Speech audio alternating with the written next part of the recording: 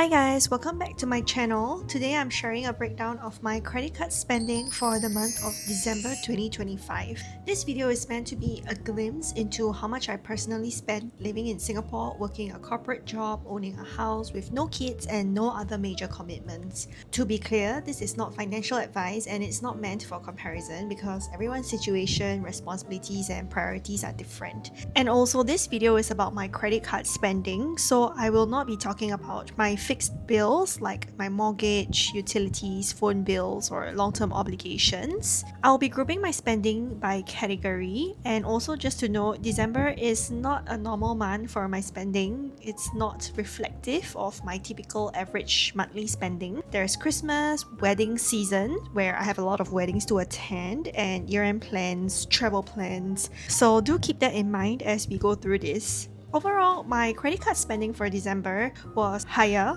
than my usual months, but most of it went towards food, travel spending, transport, shopping, festive spending, and stuff like that. Just to note, I also do pay my credit card bills in full on time every single month, so there's no interest.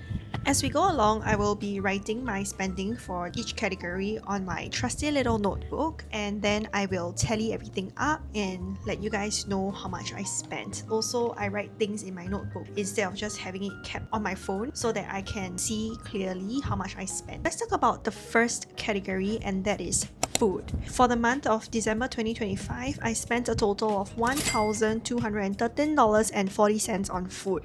Most of it came from the Christmas buffet that I treated my family to. So there were 7 of us and it was a Saturday lunch. It's 108 plus per person, so that works out to about $129 after all the plus. But then I paid with the credit card, so I got a 15% discount, and that worked out to a total of about $770. And the next thing I spent a lot on under this food category is matcha. I drink matcha every single day, especially when I go to work, right? I don't make my own matcha. I buy matcha in the CBD, and usually if I get it from Wisdom, it's $6.90 per cup, and if I get it from Green, it's $7.50. If I get it from Little Farms, it's $9. So that adds up when I get that every single day that I go to the office. For my food spending, I think one of the biggest culprits would be my food delivery orders, because December I was quite busy running to and fro, doing a lot of stuff and just being too tired also to cook that much. So I didn't really cook, and yeah, sometimes I tapao, sometimes my bestie will cook. Other times when I do order GrabFood, I do order for both me and my bestie. The interesting thing is that a lot of my GrabFood orders are not even from cafes or restaurants. They are mostly all from like coffee shop stores, and it's just shocking how much it comes to for just 2 packs. So for example, if you see, I ordered 2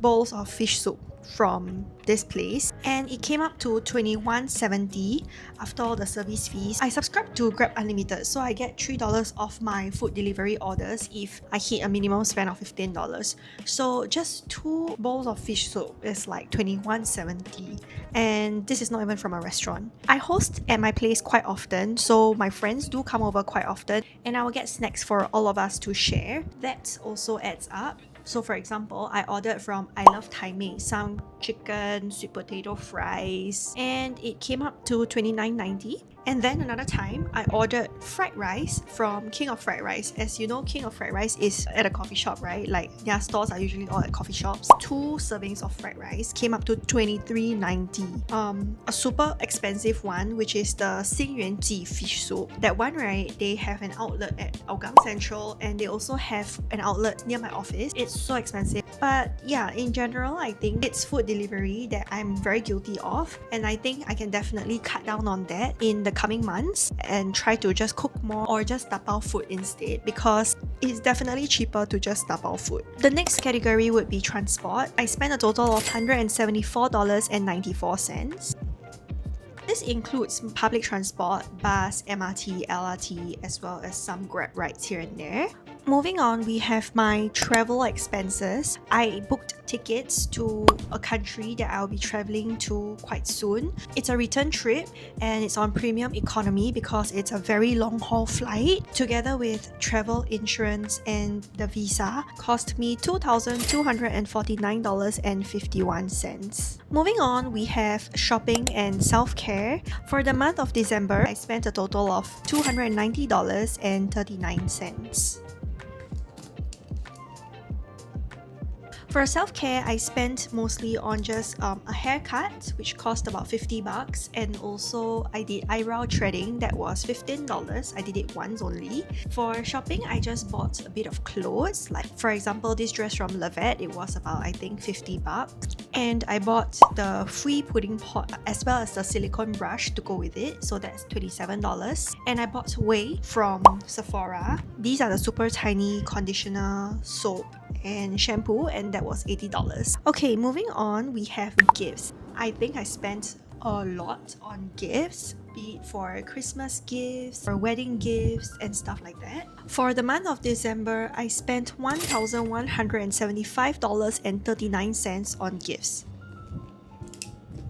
This is seasonal spending, of course it's not like that every single month, but for the month of December I did buy Christmas gifts here and there, and it's not very expensive gifts, but I had a lot of people to give to. And also I think I attended 1 or 2 weddings, and those ang paos, right, roughly $250 to $300 per pax.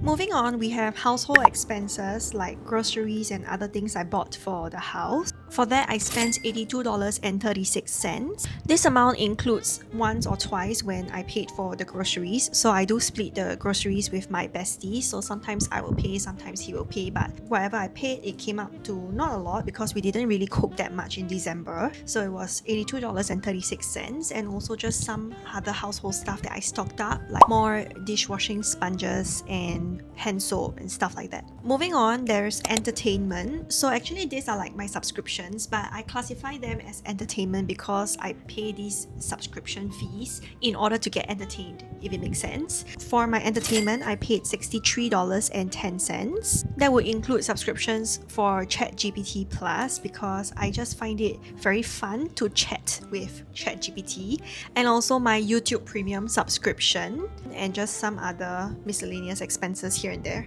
This is just kind of the variable spending portion that can change from month to month. Overall, this is just a snapshot of how my spending looked like in December, which is not in a typical month, and it reflects my current stage of life in Singapore, working full-time, no kids, with relatively few external commitments.